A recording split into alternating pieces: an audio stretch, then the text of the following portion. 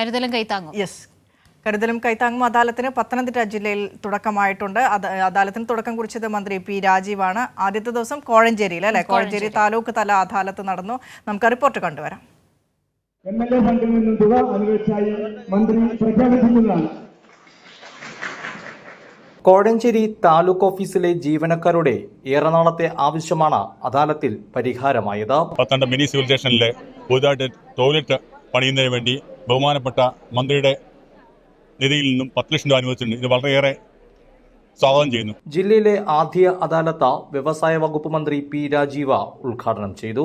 ഞങ്ങളുടെ മുൻപിലൊരു പ്രശ്നം വന്നാൽ ഒരാളൊരു പ്രശ്നമായി വരുന്നു, അത് ജനുവിനാണ്.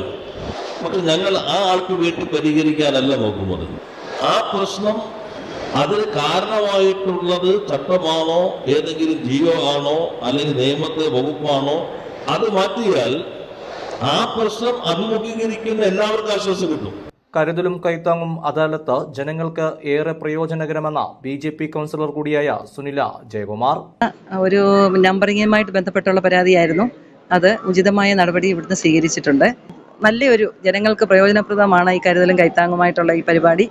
ഇതിനു മുമ്പേ ഞാൻ ഇവിടെ വന്ന് ഇങ്ങനെയുള്ളൊരു പരിപാടിയിൽ വന്ന് പരാതി പരിഹരിച്ചിട്ടുണ്ട്.